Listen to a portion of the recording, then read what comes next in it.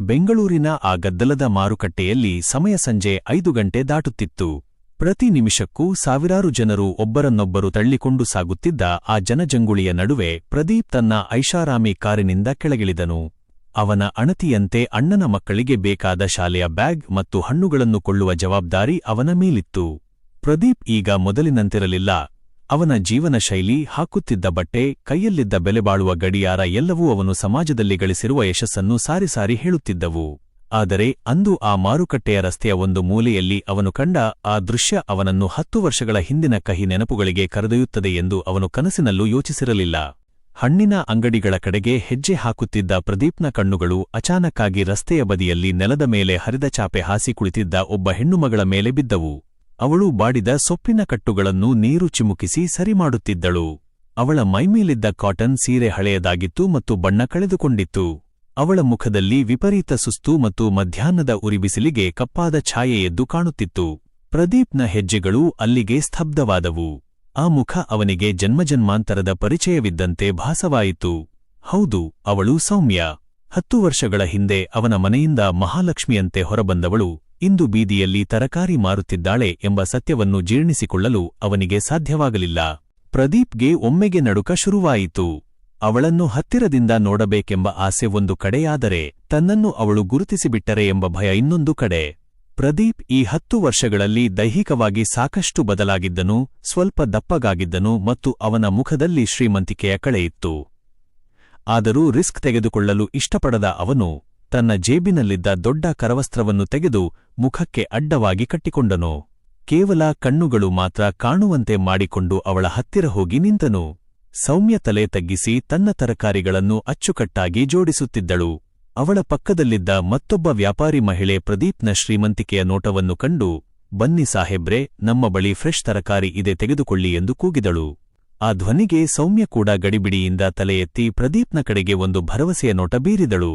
ಸೌಮ್ಯಳ ಕಣ್ಣುಗಳಲ್ಲಿ ಮೊದಲಿದ್ದ ಆ ತೇಜಸ್ಸು ಮರೆಯಾಗಿತ್ತು. ಬದಲಿಗೆ ಅಲ್ಲಿ ಬಡತನದ ಕ್ರೂರತೆ ಮತ್ತು ದಿನದ ವ್ಯಾಪಾರದ ಚಿಂತೆ ಎದ್ದು ಕಾಣುತ್ತಿತ್ತು. ಸೌಮ್ಯ ದೀನದನಿಯಲ್ಲಿ ಪ್ರದೀಪ್ನನ್ನು ಉದ್ದೇಶಿಸಿ, ಬನ್ನಿ ಸಾಹೇಬ್ರೆ, ಏನು ಬೇಕು? ಹೂಕೋಸು, ಈರುಳ್ಳಿ ಎಲ್ಲವೂ ಇವತ್ತು ಬೆಳಿಗ್ಗೆ ತಂದಿದ್ದೆ. ನೋಡಿ ಎಷ್ಟು ಚೆನ್ನಾಗಿದೆ ಎಂದು ಕೇಳಿದಾಗ ಪ್ರದೀಪ್ನ ಹೃದಯ ಒಂದು ಕ್ಷಣ ನಿಂತಂತಾಯಿತು. ಅವಳ ಧ್ವನಿ ಇನ್ನೂ ಹಾಗೆಯೇ ಇತ್ತು, ಆದರೆ ಅದರಲ್ಲಿ ಈಗ ಅಧಿಕಾರಕ್ಕಿಂತ ಹೆಚ್ಚಾಗಿ ಬದುಕಿಗಾಗಿ ಮಾಡುವ ವಿನಂತಿಯೆದ್ದು ಕಾಣುತ್ತಿತ್ತು. ಪ್ರದೀಪ್ ಏನೂ ಮಾತನಾಡದೆ ಅಲ್ಲಿ ಹಳೆಯ ಹುಲ್ಲಿನಿಂದ ಮುಚ್ಚಲಾಗಿದ್ದ ಸಪೋಟ ಹಣ್ಣಿನ ಬುಟ್ಟಿಯ ಮೇಲೆ ಕೈ ಹಾಕಿದ್ದನು. ಆ ಹಣ್ಣುಗಳು ಬಿಸಿಲಿಗೆ ಒಣಗಿ ಮೇಲೆಲ್ಲಾ ಕಪ್ಪು ಚುಕ್ಕೆಗಳು ಬಂದಿದ್ದವು. ಪ್ರದೀಪ್ ತನ್ನ ಧ್ವನಿಯನ್ನು ಸಾಧ್ಯವಾದಷ್ಟು ಬದಲಿಸಿ ಸ್ವಲ್ಪ ಕಠೋರವಾಗಿ ಮಾತನಾಡಲು ಪ್ರಯತ್ನಿಸಿದನು. ಇದೇನು ಹಣ್ಣುಗಳು ಇಷ್ಟೊಂದು ಒಣಗಿ ಹೋಗಿವೆ? ಇಂತಹ ಹಣ್ಣನ್ನ ಮಾರುವುದಕ್ಕೆ ಇಟ್ಟುಕೊಂಡಿದ್ದೀರಾ? ಇದರ ಮೇಲೆಲ್ಲಾ ಕಪ್ಪು ಚುಕ್ಕೆಗಳಿವೆ ಎಂದು ಅವನು ದಬಾಯಿಸಿದನು. ಪ್ರದೀಪ್ನ ಈ ಮಾತಿನಿಂದ ಸೌಮ್ಯಳಿಗೆ ತುಂಬಾ ಗಾಬರಿಯಾಯಿತು. ಇವತ್ತು ವ್ಯಾಪಾರ ಆಗದಿದ್ದರೆ ರಾತ್ರಿ ತನ್ನ ಮಗನಿಗೆ ಔಷಧಿ ಕೊಳ್ಳಲು ಮತ್ತು ಊಟಕ್ಕೆ ತೊಂದರೆಯಾಗುತ್ತದೆ ಎಂಬ ಭಯ ಅವಳ ಮುಖದಲ್ಲಿ ಸ್ಪಷ್ಟವಾಗಿ ಮೂಡಿತು. ಅವಳು ಕೈಮುಗಿಯದ ಅತೀ ಕಡಿಮೆ ದನಿಯಲ್ಲಿ, ಇಲ್ಲ ಸಾಹೇಬ್ರೆ, ಹಣ್ಣುಗಳು ಕೆಟ್ಟಿಲ್ಲ. ಬೆಳಿಗ್ಗೆಯಿಂದ ಬಿಸಿಲು ಜಾಸ್ತಿ ಇರೋದ್ರಿಂದ ಸಿಪ್ಪೆ ಸ್ವಲ್ಪ ಕಪ್ಪಾಗಿದೆ ಅಷ್ಟೇ. ಒಳಗಡೆ ಹಣ್ಣು ತುಂಬಾ ಸಿಹಿಯಾಗಿದೆ. ಬೇಕಾದ್ರೆ ಒಂದನ್ನ ಕಟ್ ಮಾಡಿ ಕೊಡ್ತೀನಿ, ತಿಂದು ನೋಡಿ ಸಾಹೇಬ್ರೆ. ಸಂಜೆ ಅಲ್ವಾ, ನಿಮಗೆ ನಾನು ಕಮ್ಮಿ ಬೆಲೆಗೆ ಕೊಡ್ತೀನಿ ಎಂದು ಅಂಗಲಾಚಿದಳು. ಸೌಮ್ಯ ಮುಂದುವರಿದು ಹೇಳಿದ ಮಾತು ಪ್ರದೀಪ್ನನ್ನು ಸ್ತಂಭೀಭೂತನನ್ನಾಗಿ ಮಾಡಿತು. 2 ದಿನದಿಂದ ನನ್ನ ಮಗ ಆಕಾಶ್ಗೆ ವಿಪರೀತ ಜ್ವರ ಬಂದಿದೆ ಸಾಹೇಬ್ರೆ. ಮಗನನ್ನ ನೋಡಿಕೊಳ್ಳುವ ಧಾವಂತದಲ್ಲಿ ನನಗೆ ವ್ಯಾಪಾರದ ಮೇಲೆ ಸರಿಯಾಗಿ ಗಮನ ಕೊಡಲೂ ಆಗಲಿಲ್ಲ. ಹಣ್ಣುಗಳು ಸ್ವಲ್ಪ ಬಾಡಿರಬಹುದು, ಆದರೆ ಕೆಟ್ಟಿಲ್ಲ ಎಂದು ಅವಳು ಹೇಳಿದಾಗ ಪ್ರದೀಪ್ನ ಕಣ್ಣುಗಳು ತೇವಗೊಂಡವು. ತನ್ನ ಮಗ ಆಕಾಶ್ ಎಂಬ ಹೆಸರನ್ನು ಅವಳು ಹೇಳಿದಾಗ ಅವನ ಮನಸ್ಸಿನಲ್ಲಿ ಸಾವಿರಾರು ಭಾವನೆಗಳು ಒಟ್ಟಿಗೆ ಸುನಾಮಿಯಂತೆ ಎದ್ದವು. ತನ್ನ ರಕ್ತದ ಮಗು ಇಂದು ಜ್ವರದಿಂದ ನರಳುತ್ತಿದೆ ಮತ್ತು ಅದಕ್ಕಾಗಿ ತಾಯಿ ಬೀದಿಯಲ್ಲಿ ನಿಂತು ಹೀಗೆ ಹಣ್ಣು ಮಾರುತ್ತಿದ್ದಾಳೆ ಎಂಬ ಕಟುಸತ್ಯ ಅವನ ಎದೆಯನ್ನು ಸೀಳಿದಂತಾಯಿತು.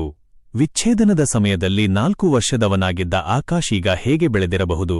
ಅವನಿಗೂ ತನ್ನ ನೆನಪಿದೆಯೇ ಎಂಬ ಪ್ರಶ್ನೆಗಳು ಪ್ರದೀಪ್ನನ್ನು ಕಾಡತೊಡಗಿದವು. ಸೌಮ್ಯ ಮಾತ್ರ ತನ್ನ ಮುಂದೆ ನಿಂತಿರುವ ಶ್ರೀಮಂತ ವ್ಯಕ್ತಿ ತನ್ನ ಹಳೆಯ ಗಂಡನೆಂದು ಕಿಂಚಿತ್ತೂ ಸಂಶಯಪಡದೆ ಅವನ ಉತ್ತರದ ನಿರೀಕ್ಷೆಯಲ್ಲಿ ದೀನಳಾಗಿ ಕಾದು ನಿಂತಿದ್ದಳು. ಸೌಮ್ಯಳ ಬಾಯಿಯಿಂದ ತನ್ನ ಮಗ ಆಕಾಶ್ಗೆ ಹುಷಾರಿಲ್ಲ ಎಂಬ ಮಾತನ್ನು ಕೇಳಿದ ಪ್ರದೀಪ್ಗೆ ಒಂದು ಕ್ಷಣ ಪ್ರಪಂಚವೇ ತಿರುಗಿದಂತಾಯಿತು. ಮುಖಕ್ಕೆ ಕರ್ಚೀಫ್ ಕಟ್ಟಿಕೊಂಡಿದ್ದರಿಂದ ಅವನ ಕಣ್ಣಲ್ಲಿ ಹರಿಯುತ್ತಿದ್ದ ನೀರು ಅವಳಿಗೆ ಕಾಣಿಸಲಿಲ್ಲ. ಸೌಮ್ಯ ಮಾತ್ರ ತನ್ನ ಹಣ್ಣುಗಳು ಮಾರಾಟವಾಗುವುದಿಲ್ಲವೇನೋ ಎಂಬ ಭಯದಿಂದ ಒಂದು ಸಪೋಟ ಹಣ್ಣನ್ನು ಕೈಗೆತ್ತಿಕೊಂಡು ಅದನ್ನು ಸಣ್ಣ ಚಾಕುವಿನಿಂದ ಕೊಯ್ದು ಪ್ರದೀಪ್ನ ಮುಂದೆ ಹಿಡಿದಳು. ನೋಡಿ ಸಾಹೇಬ್ರೇ, ನಾನು ಸುಳ್ಳು ಹೇಳ್ತಿಲ್ಲ. ಒಳಗಡೆ ಹಣ್ಣು ತುಂಬಾ ಕೆಂಪಗಿದೆ ಮತ್ತು ಸಕ್ಕರೆಯಂತೆ ಸಿಹಿಯಾಗಿದೆ. ನೀವು ಒಂದು ತುಂಡು ತಿಂದು ನೋಡಿ, ಇಷ್ಟವಾದರೆ ಮಾತ್ರ ತಗೊಳ್ಳಿ ಎಂದು ಅವಳು ವಿನಂತಿಸಿದಳು. ಅವಳ ಕೈಗಳು ನಡುಗುತ್ತಿದ್ದವು. ಬಹುಶಃ ಹಸಿವಿನಿಂದೋ ಅಥವಾ ಮಗನ ಮೇಲಿನ ಚಿಂತೆಯಿಂದೋ ಆ ನಡುಕ ಉಂಟಾಗಿತ್ತು. ಪ್ರದೀಪ್ ಅವಳು ನೀಡಿದ ಹಣ್ಣನ್ನು ತೆಗೆದುಕೊಳ್ಳಲಿಲ್ಲ. ಬದಲಿಗೆ ಅವಳ ಆ ಅಸಹಾಯಕ ಸ್ಥಿತಿಯನ್ನು ಕಂಡು ಅವನ ಮನಸ್ಸು ಚುರುಕೆಂದಿತು. 10 ವರ್ಷಗಳ ಹಿಂದೆ ಇದೇ ಸೌಮ್ಯ ತನ್ನ ಮನೆಯಲ್ಲಿ ರಾಣಿಯಂತೆ ಇದ್ದಳು. ಅಡುಗೆಯವರಿಂದ ಹಿಡಿದು ಕೆಲಸದವರವರೆಗೆ ಎಲ್ಲರೂ ಅವಳ ಒಂದು ಸಣ್ಣ ಸನ್ನೆಗಾಗಿ ಕಾಯುತ್ತಿದ್ದರು. ಅಂತಹವಳು ಇಂದು ರಸ್ತೆ ಬದಿಯ ಧೂಳಿನಲ್ಲಿ ಕುಳಿತು 10-20 ರೂಪಾಯಿಗಾಗಿ ಅಪರಿಚಿತರ ಮುಂದೆ ಕೈ ಚಾಚುವ ಸ್ಥಿತಿಗೆ ಬಂದಿದ್ದಾಳೆ ಎಂದರೆ ಅದಕ್ಕೆ ತನ್ನ ಅಣ್ಣ ಮತ್ತು ಅತ್ತಿಗೆಯ ಕುತಂತ್ರವೇ ಕಾರಣ ಎಂಬುದು ಪ್ರದೀಪ್ಗೆ ನಿಧಾನವಾಗಿ ಅರ್ಥವಾಗತೊಡಗಿತು. ಅವಳು ನೀಡಿದ ಹಣ್ಣಿನ ತುಂಡನ್ನು ನೋಡುತ್ತಾ ಪ್ರದೀಪ್ ತನ್ನ ಗಂಟಲನ್ನು ಸರಿಪಡಿಸಿಕೊಂಡು ಧ್ವನಿಯನ್ನು ಮರೆಮಾಚಿ ಮಾತನಾಡಿದನು. ಸರಿ, ಇಷ್ಟೊಂದು ಹಣ್ಣುಗಳೂ ಇವೆಯಲ್ಲ, ಇವೆಲ್ಲವನ್ನೂ ನೀನು ಹೇಗೆ ಮಾರ್ತೀಯಾ? ಸಂಜೆಯಾಗುತ್ತಿದೆ, ಇನ್ನು ಯಾರೂ ಇಷ್ಟೊಂದು ಹಣ್ಣನ್ನು ತಗೊಳ್ಳೋಕೆ ಬರಲ್ಲ ಎಂದು ಪ್ರದೀಪ್ ಕೇಳಿದಾಗ ಸೌಮ್ಯಳ ಕಣ್ಣಿನಲ್ಲಿ ಹನಿಗಳು ಮೂಡಿದವು. ಗೊತ್ತು ಸಾಹೇಬ್ರೆ, ಅದಕ್ಕೆ ನಾನು ಎಲ್ಲಾ ಹಣ್ಣನ್ನೂ ಕಮ್ಮಿ ಬೆಲೆಗೆ ಕೊಡ್ತೀನಿ ಅಂತ ಹೇಳ್ತಿರೋದು. ಇವತ್ತು ವ್ಯಾಪಾರ ಆಗಿಲ್ಲ ಅಂದ್ರೆ ನನ್ನ ಮಗನಿಗೆ ಮೆಡಿಸಿನ್ ತಗೊಳ್ಳೋಕೆ ನನ್ನ ಹತ್ರ ಹಣ ಇರಲ್ಲ. ಬೆಳಗ್ಗೆಯಿಂದ ಕೇವಲ 100 ರೂಪಾಯಿ ವ್ಯಾಪಾರ ಆಗಿದೆ. ಅದ್ರಲ್ಲಿ ನಮಗೆ ಒಂದು ಹೊತ್ತಿನ ಗಂಜಿಗೂ ಸಾಲಲ್ಲ ಎಂದು ಅವಳು ತನ್ನ ಕಥೆಯನ್ನು ಹೇಳಿಕೊಂಡಳು. ಸೌಮ್ಯಳಿಗೆ ತನ್ನ ಮುಂದೆ ನಿಂತಿರುವ ವ್ಯಕ್ತಿ ತನ್ನ ಮಾಜಿ ಗಂಡ ಪ್ರದೀಪ್ ಎಂದು ಕಿಂಚಿತ್ತೂ ಸಂಶಯ ಬರಲಿಲ್ಲ. ಅವನ ಶ್ರೀಮಂತಿಕೆಯ ನೋಟ ಅವಳಿಗೆ ಯಾವುದೋ ದೊಡ್ಡ ಕಂಪನಿಯ ಮ್ಯಾನೇಜರ್ ಅಥವಾ ಸಾಹೇಬರಂತೆ ಕಾಣುತ್ತಿತ್ತು. ಪ್ರದೀಪ್ ತಕ್ಷಣವೇ ನಿರ್ಧಾರ ಮಾಡಿದನು. ಸರಿ, ಈ ಬುಟ್ಟಿಯಲ್ಲಿರುವ ಎಲ್ಲಾ ಹಣ್ಣುಗಳನ್ನು ಪ್ಯಾಕ್ ಮಾಡು. ಎಷ್ಟು ಕೆಜಿ ಇದೆಯೋ ಅಷ್ಟನ್ನು ನಾನೇ ತಗೊಳ್ತೀನಿ. ಜೊತೆಗೆ ನಿನ್ನ ಹತ್ತಿರ ಇರುವ ಆ ಸೊಪ್ಪು ಮತ್ತು ಉಳಿದ ತರಕಾರಿಗಳನ್ನು ಕೂಡ ಕೊಟ್ಟುಬಿಡು ಎಂದು ಆಜ್ಞಾಪಿಸಿದನು. ಸೌಮ್ಯಳಿಗೆ ತನ್ನ ಕಿವಿಗಳನ್ನು ತಾನೇ ನಂಬಲು ಸಾಧ್ಯವಾಗಲಿಲ್ಲ. ಒಮ್ಮೆಗೆ ಅವಳ ಮುಖದಲ್ಲಿ ಮಿಂಚಿನ ಸಂಚಲನವಾಯಿತು. ನಿಜವಾಗಲೂ ಹೇಳ್ತಿದ್ದೀರಾ ಸಾಹೇಬ್ರೆ? ಇಷ್ಟೊಂದು ಹಣ್ಣನ್ನ ನೀವು ಒಬ್ಬರೇ ಏನೂ ಮಾಡ್ತೀರಾ? ಎಂದು ಅವಳು ಆಶ್ಚರ್ಯದಿಂದ ಕೇಳಿದಳು. ಪ್ರದೀಪ್ ಏನೋ ಒಂದು ನೆಪ ಹೇಳಿ, ನಮ್ಮ ಮನೆಯಲ್ಲಿ ಫಂಕ್ಷನ್ ಇದೆ, ಅಲ್ಲಿಗೆ ಇವೆಲ್ಲ ಬೇಕು, ನೀನು ಬೇಗ ತೂಕ ಮಾಡು ಎಂದನು. ಸೌಮ್ಯ ತುಂಬಾ ಉತ್ಸಾಹದಿಂದ ತಕ್ಕಡಿಯನ್ನು ಹಿಡಿದು ಹಣ್ಣುಗಳನ್ನು ತೂಕ ಮಾಡಲು ಶುರು ಮಾಡಿದಳು. ಅವಳ ಕೈಗಳು ಈಗ ವೇಗವಾಗಿ ಚಲಿಸುತ್ತಿದ್ದವು. 5 ಕೆಜಿ ಸಪೋಟ ಮತ್ತು 4 ಕೆಜಿ ಮಾವಿನ ಹಣ್ಣುಗಳನ್ನು ತೂಕ ಮಾಡಿ ಒಂದು ದೊಡ್ಡ ಪ್ಲಾಸ್ಟಿಕ್ ಚೀಲದಲ್ಲಿ ಹಾಕಿದಳು. ಸಾಹೇಬ್ರೆ, ಪ್ರತಿ ಕೆಜಿಗೆ ನಾನು 80 ರೂಪಾಯಿ ಹೇಳ್ತಿದ್ದೆ, ಆದ್ರೆ ನೀವು ಎಲ್ಲವನ್ನೂ ತಗೊಂಡಿದ್ದಕ್ಕೆ 60 ರೂಪಾಯಿಯಂತೆ ಹಾಕ್ತೀನಿ. ಒಟ್ಟು 540 ರೂಪಾಯಿ ಆಗುತ್ತೆ ಸಾಹೇಬ್ರೆ ಎಂದು ಲೆಕ್ಕ ಹೇಳಿದಳು. ಪ್ರದೀಪ್ ತನ್ನ ಜೇಬಿನಿಂದ 2000 ರೂಪಾಯಿಯ ನೋಟನ್ನು ತೆಗೆದು ಅವಳ ಕೈಗೆ ಇಟ್ಟನು. ನೋಟನ್ನು ನೋಡಿದ ಸೌಮ್ಯ ಗಾಬರಿಯಾಗಿ, ಅಯ್ಯೋ ಸಾಹೇಬ್ರೆ, ನನ್ನ ಹತ್ತಿರ ಚಿಲ್ಲರೆ ಇಲ್ಲ. ಮಾರುಕಟ್ಟೆಯಲ್ಲಿ ಚಿಲ್ಲರೆ ಸಿಗೋದು ತುಂಬಾ ಕಷ್ಟ.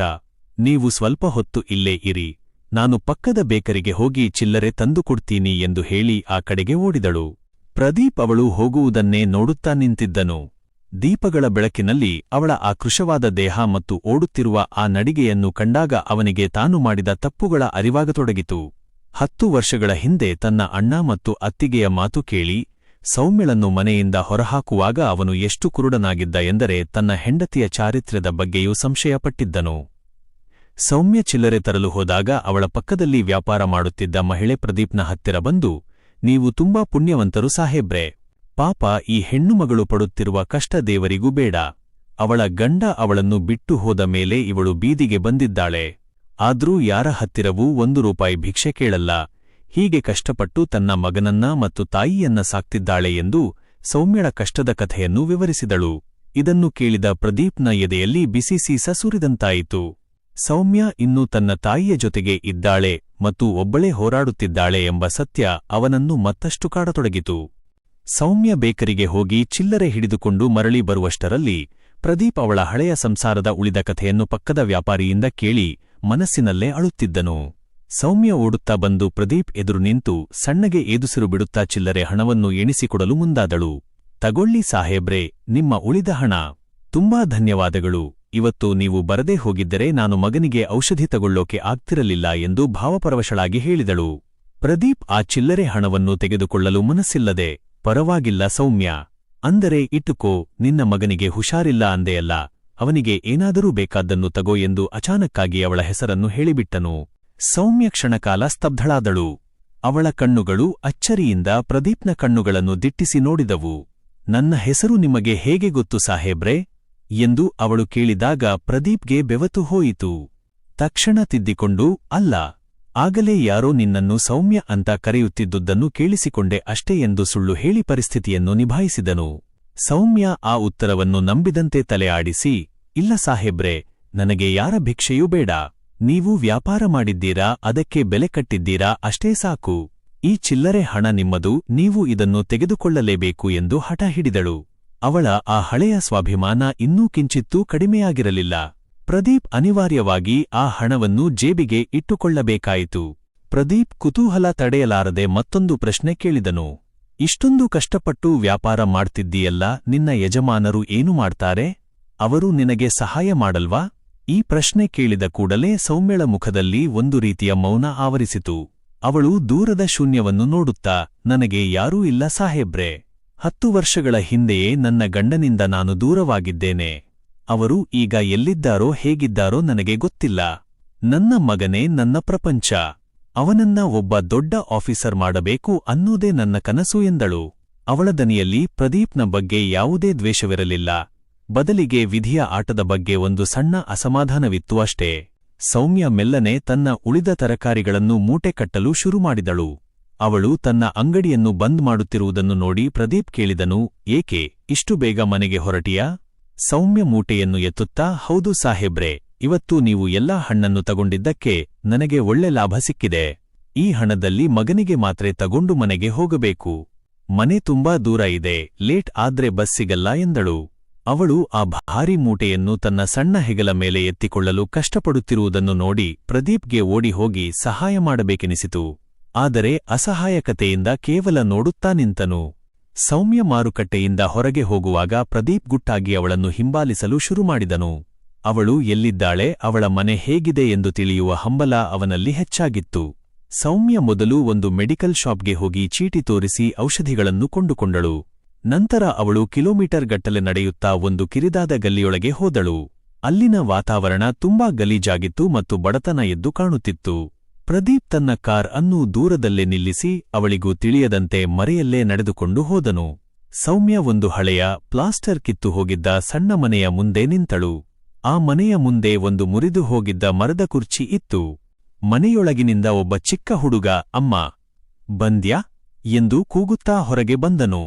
ಅವನ ಮುಖ ನಿಸ್ತೇಜವಾಗಿತ್ತು ಮತ್ತು ಜ್ವರದಿಂದ ಕಣ್ಣುಗಳು ಕೆಂಪಾಗಿದ್ದವು. ಅವನು ಬೇರೆ ಯಾರೂ ಅಲ್ಲ, ಪ್ರದೀಪ್ನ ಮಗ ಆಕಾಶ್. ಅವನನ್ನು ನೋಡಿದ ಕ್ಷಣ ಪ್ರದೀಪ್ನ ಎದೆಯಲ್ಲಿ ಏನೂ ಚುಚ್ಚಿದಂತಾಯಿತು. 10 ವರ್ಷಗಳ ಹಿಂದೆ ತಾನು ಎತ್ತಿ ಮುದ್ದಾಡುತ್ತಿದ್ದ ಆ ಪುಟ್ಟಕಂದ ಇಂದು ಇಷ್ಟೊಂದು ಕಷ್ಟದಲ್ಲಿದ್ದಾನೆ ಎಂದು ಕಂಡಾಗ ಪ್ರದೀಪ್ಗೆ ತನ್ನ ಅಣ್ಣ ಅತ್ತಿಗೆಯ ಮೇಲೆ ಎಂದು ಇಲ್ಲದಷ್ಟು ಸಿಟ್ಟು ಬಂದಿತು.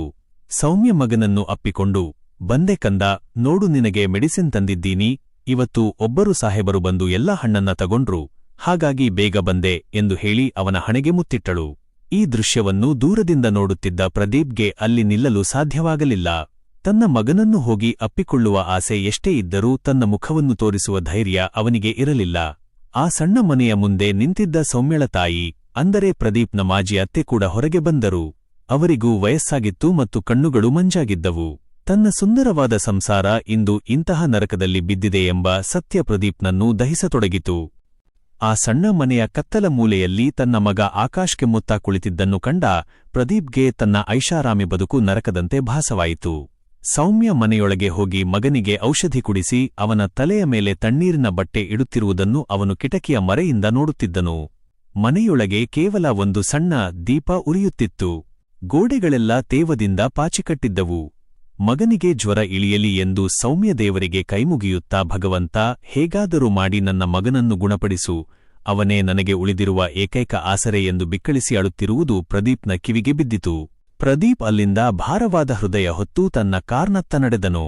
ಕಾರಿನಲ್ಲಿ ಕುಳಿತಿದ್ದರೂ ಅವನ ಕಣ್ಣ ಮುಂದೆ ಸೌಮ್ಯಳ ಆ ಬಾಡಿದ ಮುಖ ಮತ್ತು ಮಗನ ನಿಸ್ತೇಜ ಕಣ್ಣುಗಳೇ ಕಾಣಿಸುತ್ತಿದ್ದವು. ಅಂದು ರಾತ್ರಿ ಪ್ರದೀಪ್ಗೆ ನಿದ್ರೆ ಬರಲಿಲ್ಲ. 10 ವರ್ಷಗಳ ಹಿಂದಿನ ಘಟನೆಗಳು ಅವನ ಕಣ್ಣ ಮುಂದೆ ಸಿನಿಮಾ ರೀಲಿನಂತೆ ಓಡತೊಡಗಿದವು. ಸೌಮ್ಯಳಿಗೆ ಕೆಲಸದವರ ಮುಂದೆ ಬೆಲೆ ಇಲ್ಲದಂತೆ ಮಾಡಿದ್ದು, ಮಗು ಅಳುತ್ತಿದ್ದರೂ ಅವಳನ್ನು ಅತ್ತಿಗೆಯಿಂದ ಬೈಸಿದ್ದು, ಕೊನೆಗೆ ಅತ್ತಿಗೆ ಹೇಳಿದ, ಇವಳು ನಿನ್ನ ಆಸ್ತಿಗೆ ಆಸೆ ಬಂದಿದ್ದಾಳೆ, ಇವಳಿಗೆ ಇನ್ನೊಬ್ಬರ ಜೊತೆ ಸಂಬಂಧವಿದೆ ಎಂಬ ಹಸಿಸುಳ್ಳನ್ನು ನಂಬಿ ಅವಳನ್ನು ನಡುರಸ್ತೆಯಲ್ಲಿ ಬಿಟ್ಟಿದ್ದು, ಎಲ್ಲವೂ ಅವನನ್ನು ಚುಚ್ಚತೊಡಗಿದವು. ತಾನು ಅದೆಂತಹ ದೊಡ್ಡ ಪಾಪಿ ಎಂಬ ಭಾವನೆ ಅವನನ್ನು ಕಾಡಿತು. ಮರುದಿನ ಬೆಳಿಗ್ಗೆ ಪ್ರದೀಪ್ ತನ್ನ ಅಣ್ಣನ ಮನೆಗೆ ಹೋದನು. ಅಲ್ಲಿ ಅಣ್ಣ ಮತ್ತು ಅತ್ತಿಗೆ ಆರಾಮವಾಗಿ ಸೋಫಾದ ಮೇಲೆ ಕುಳಿತು ಹರಟುತ್ತಿದ್ದರು. ಪ್ರದೀಪ್ ಒಳಗೆ ಬರುತ್ತಿದ್ದಂತೆ ಅತ್ತಿಗೆ ಮುಗುಳ್ನಕ್ಕೂ, ಏನಪ್ಪಾ ಪ್ರದೀಪ್, ಇವತ್ತು ಮುಖ ಯಾಕೋ ಒಣಗಿ ಹೋಗಿದೆ? ರಾತ್ರಿ ಸರಿಯಾಗಿ ನಿದ್ರೆ ಮಾಡಲಿಲ್ವಾ? ಮದುವೆ ಮಾಡ್ಕೋ ಅಂತ ನಾವು ಎಷ್ಟು ಹೇಳಿದ್ರೂ ನೀನು ಕೇಳ್ತಿಲ್ಲ, ಒಬ್ಬನೇ ಇರೋದ್ರಿಂದ ಹೀಗೆಲ್ಲ ಆಗುತ್ತೆ ಎಂದಳು. ಆಕೆಯ ಆ ಕೃತಕ ಪ್ರೀತಿಯ ಮಾತುಗಳು ಈಗ ಪ್ರದೀಪ್ಗೆ ಅಸಹ್ಯ ಹುಟ್ಟಿಸಿದವು. ಅಣ್ಣ ಪೇಪರ್ ಓದುತ್ತಾ, ಬೆಂಗಳೂರಿನ ಹೊಸ ಅಂಗಡಿಯ ಲೆಕ್ಕ ತಂದಿದ್ದೀಯಾ? ಇವತ್ತು ಬ್ಯಾಂಕಿಗೆ ಹಣ ಕಟ್ಟಬೇಕಿದೆ ಎಂದು ಎಂದಿನಂತೆ ಹಣದ ವಿಷಯವನ್ನೇ ಎತ್ತಿದನು. ಪ್ರದೀಪ್ ಅಣ್ಣನ ಮುಂದೆ ನಿಂತು ನೇರವಾಗಿ ಕೇಳಿದನು, ಅಣ್ಣ, 10 ವರ್ಷಗಳ ಹಿಂದೆ ಸೌಮ್ಯ ನಮ್ಮ ಮನೆಯಿಂದ ಹೋಗುವಾಗ ಅವಳು ಏನಾದರೂ ತಪ್ಪು ಮಾಡಿದ್ದಾಳಾ ಎಂದು ನೀವು ಸರಿಯಾಗಿ ವಿಚಾರಿಸಿದ್ರಾ? ಅವಳು ಅನ್ಯಾಯವಾಗಿ ಈ ಸ್ಥಿತಿಗೆ ತಲುಪಿದ್ದಾಳೆ ಅಂತ ನಿಮಗೆ ಒಂದೇ ಒಂದು ಸಲ ಅನಿಸಲಿಲ್ವಾ? ಈ ಮಾತು ಕೇಳಿ ಅಣ್ಣ ಮತ್ತು ಅತ್ತಿಗೆಯ ಮುಖದ ಬಣ್ಣ ಬದಲಾಯಿತು. ಅತ್ತಿಗೆ ತಕ್ಷಣ ಸಾವರಿಸಿಕೊಂಡು, ಅಯ್ಯೋ ಪ್ರದೀಪ್, ಈಗ ಹಳೆ ವಿಷಯ ಯಾಕೆ? ಅವಳು ಎಂತಹವಳು ಅಂತ ನಮಗೆಲ್ಲ ಗೊತ್ತಿದೆ. ಅವಳು ನಿನ್ನ ಆಸ್ತಿಗಾಗಿ ಬಂದವಳು ಅಂತ ಅವತ್ತೇ ಸಾಬೀತಾಗಿತ್ತು. ಈಗ ಅವಳು ಎಲ್ಲಿದ್ದಾಳೋ ನಮಗ್ಯಾಕೆ? ಅವಳ ಹೆಸರನ್ನು ಈ ಮನೆಯಲ್ಲಿ ಎತ್ತಬೇಡ ಎಂದು ಗದರಿಸಿದಳು. ಪ್ರದೀಪ್ಗೆ ಈಗ ಎಲ್ಲವೂ ಸ್ಪಷ್ಟವಾಯಿತು. ತನ್ನ ಅಣ್ಣ ಮತ್ತು ಅತ್ತಿಗೆ ಸೌಮ್ಯಳನ್ನು ಮನೆಯಿಂದ ಹೊರಹಾಕಿದ್ದು ಕೇವಲ ಆಸ್ತಿಯ ಮೇಲಿನ ಆಸೆಯಿಂದ ಮಾತ್ರ. ತಾನು ದುಡಿಯುವ ಪ್ರತಿ ರೂಪಾಯಿಯೂ ಈ ಅಣ್ಣ ಅತ್ತಿಗೆಯ ಪಾಲಾಗುತ್ತಿದೆ. ಆದರೆ ತನ್ನ ಹೆಂಡತಿ ಮತ್ತು ಮಗ ಮಾತ್ರ ಒಂದು ಹೊತ್ತಿನ ಊಟಕ್ಕೆ ಬೀದಿಯಲ್ಲಿ ಪರದಾಡುತ್ತಿದ್ದಾರೆ ಎಂಬ ಕಟುಸತ್ಯ ಅವನನ್ನು ಕೆರಳಿಸಿತು. ಅವನು ಏನೂ ಮಾತನಾಡದೆ ಅಲ್ಲಿಂದ ಹೊರಬಂದನು. ತನ್ನ ಅಣ್ಣ ಅತ್ತಿಗೆಯ ಈ ಮಾಯಾಜಾಲದಿಂದ ಹೊರಬರಲು ಮತ್ತು ತನ್ನ ಸಂಸಾರವನ್ನು ಮರಳಿ ಪಡೆಯಲು ಒಂದು ದೊಡ್ಡ ಯೋಜನೆ ರೂಪಿಸಬೇಕೆಂದು ಅವನು ನಿರ್ಧರಿಸಿದನು. ಆದರೆ ಸೌಮ್ಯ ತನ್ನನ್ನು ಸುಲಭವಾಗಿ ಕ್ಷಮಿಸುತ್ತಾಳಾ? 10 ವರ್ಷಗಳ ಕಾಲ ಅವಳನ್ನು ಒಬ್ಬಂಟಿಯಾಗಿ ಬಿಟ್ಟ ತನ್ನನ್ನು ಅವಳು ಮರಳಿ ಒಪ್ಪಿಕೊಳ್ಳುತ್ತಾಳಾ ಎಂಬ ಆತಂಕ ಅವನನ್ನು ಮತ್ತಷ್ಟು ಕಾಡತೊಡಗಿತು. ಅಣ್ಣ ಅತ್ತಿಗೆಯ ಮನೆಯಿಂದ ಹೊರಬಂದ ಪ್ರದೀಪ್ನ ಮನಸ್ಸಿನಲ್ಲಿ ಜ್ವಾಲಾಮುಖಿ ಎದ್ದಿತ್ತು. ತಾನು ಇಷ್ಟು ವರ್ಷ ಯಾರನ್ನು ದೇವರೆಂದು ನಂಬಿದ್ದನೋ ಅದೇ ಅಣ್ಣ ಮತ್ತು ಅತ್ತಿಗೆ ತನ್ನ ಬದುಕಿನ ದೀಪವನ್ನೇ ಆರಿಸಿದ್ದಾರೆ ಎಂಬುದು ಈಗ ಜಗಜ್ಜಾಹಿರವಾಗಿತ್ತು. ಅತ್ತಿಗೆಯ ಆ ಸುಳ್ಳು ನಗೆಯ ಹಿಂದೆ ಅದೆಂತಹ ಕ್ರೂರತನ ಅಡಗಿದೆ ಎಂದು ನೆನೆಸಿಕೊಂಡರೆ ಅವನಿಗೆ ಮೈ ಜುಮ್ ಎನ್ನುತ್ತಿತ್ತು. ಆದರೆ ಈಗ ಸಮಯ ವ್ಯರ್ಥ ಮಾಡುವಂತಿರಲಿಲ್ಲ. ಅಂದು ಮಧ್ಯಾಹ್ನ ಪ್ರದೀಪ್ ಸೀದಾ ತನ್ನ ಆಫೀಸಿಗೆ ಹೋಗಿ ತನ್ನ ಎಲ್ಲಾ ಬ್ಯಾಂಕ್ ಖಾತೆಗಳು ಮತ್ತು ಆಸ್ತಿಪತ್ರಗಳನ್ನು ಪರಿಶೀಲಿಸಿದನು. ಈ 8-10 ವರ್ಷಗಳಲ್ಲಿ ಅಣ್ಣ ತನ್ನ ಹೆಸರಿನಲ್ಲಿದ್ದ ಬಹುಪಾಲು ಹಣವನ್ನು ತನ್ನ ಸ್ವಂತ ಖಾತೆಗೆ ವರ್ಗಾಯಿಸಿಕೊಂಡಿರುವುದು ಅವನ ಗಮನಕ್ಕೆ ಬಂದಿತು.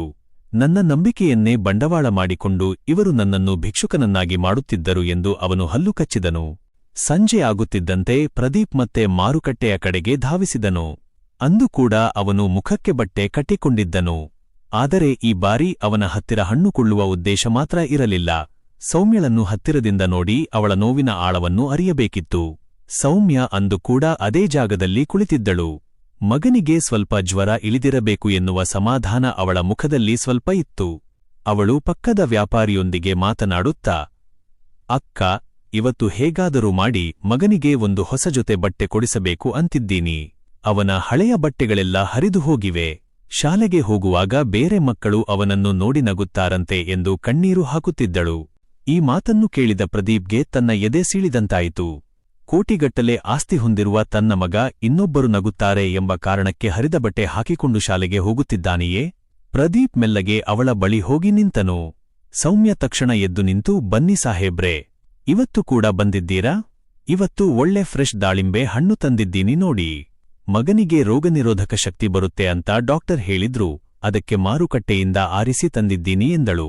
ಅವಳು ತನ್ನ ಮಗನಿಗಾಗಿ ಎಷ್ಟು ಕಷ್ಟಪಡುತ್ತಿದ್ದಾಳೆ ಎಂಬುದು ಪ್ರತಿ ಮಾತಿನಲ್ಲೂ ವ್ಯಕ್ತವಾಗುತ್ತಿತ್ತು.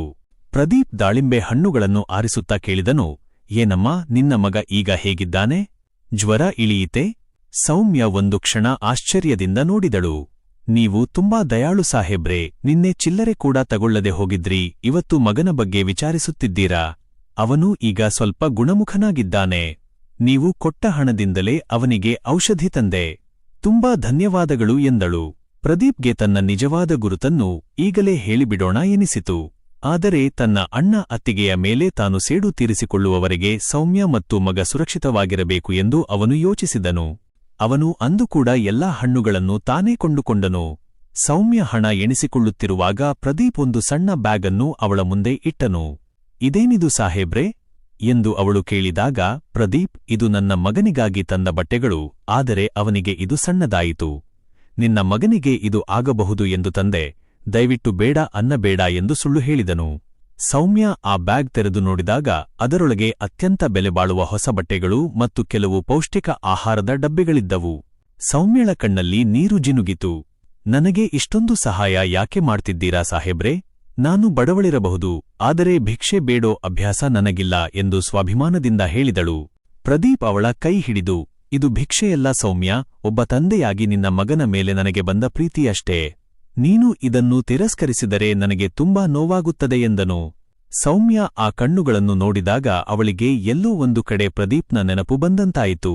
ಆದರೆ ಮುಖ ಮುಚ್ಚಿಕೊಂಡಿದ್ದರಿಂದ ಅವಳು ಗುರುತಿಸಲು ಸಾಧ್ಯವಾಗಲಿಲ್ಲ.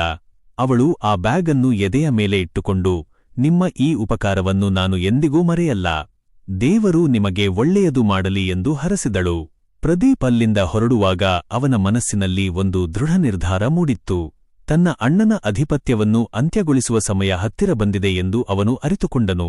ಸೌಮ್ಯಳ ಬದುಕಿನಲ್ಲಿ ಹೊಸ ಬೆಳಕು ತರಲು ಅವನು ಅಂದು ರಾತ್ರಿ ಒಂದು ದೊಡ್ಡ ಸಾಹಸಕ್ಕೆ ಕೈಹಾಕಿದನು. ಮಾರುಕಟ್ಟೆಯಿಂದ ಹೊರಬಂದ ಪ್ರದೀಪ್ ಅಂದು ನೇರವಾಗಿ ತನ್ನ ಮನೆಗೆ ಹೋಗಲಿಲ್ಲ.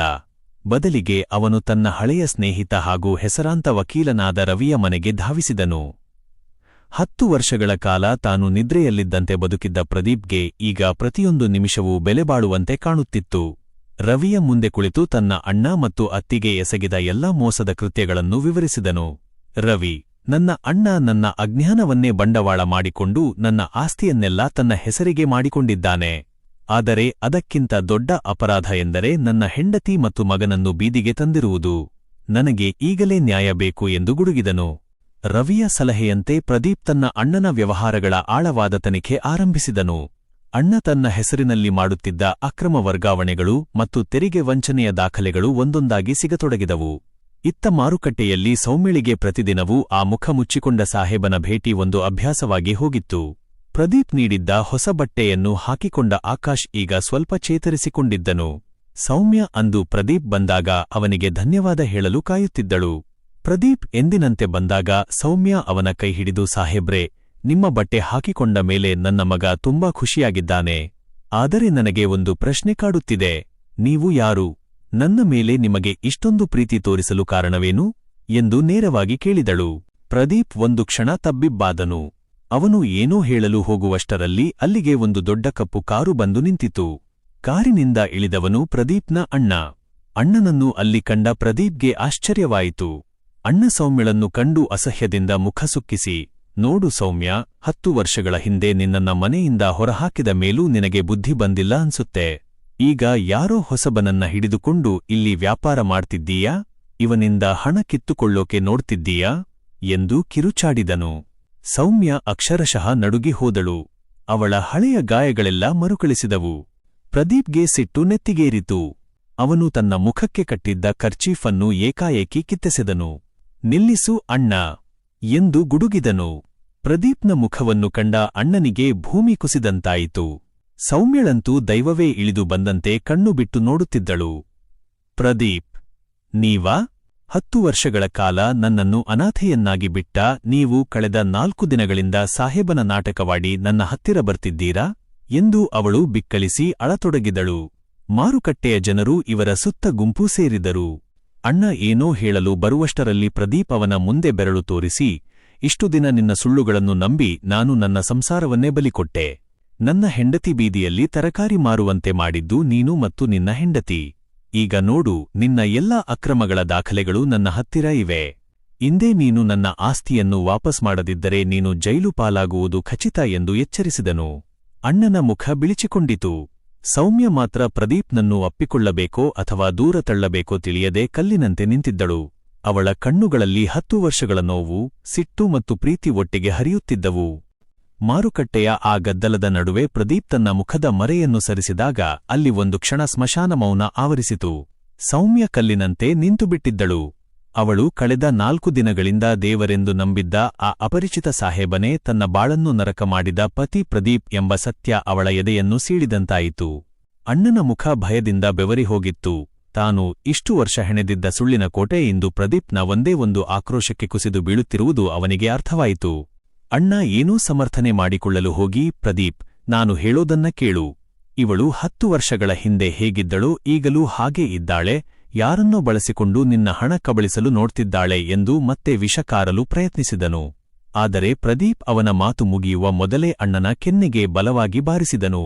ಇನ್ನು ಸಾಕು ಅಣ್ಣ, ನಿನ್ನ ಮತ್ತು ಅತ್ತಿಗೆಯ ಆ ನಾಲಿಗೆಯಿಂದ ಬರುವ ಪ್ರತಿ ಪದವೂ ನನಗೆ ಈಗ ವಿಷದಂತೆ ಕಾಣುತ್ತಿದೆ.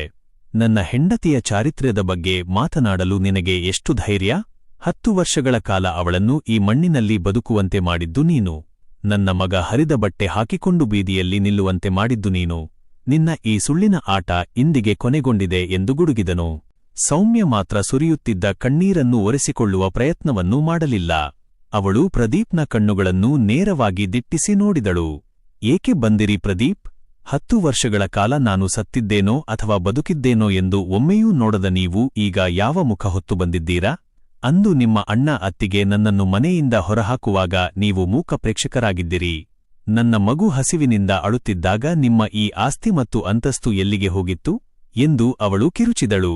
ಅವಳ ಪ್ರತಿ ಮಾತು ಪ್ರದೀಪ್ನ ಎದೆಯ ಮೇಲೆ ಚಾಕುವಿನಿಂದ ಇರಿದಂತೆ ಭಾಸವಾಯಿತು. ಪ್ರದೀಪ್ ಅವಳ ಮುಂದೆ ಕೈಮುಗಿದು ಕುಳಿತನು.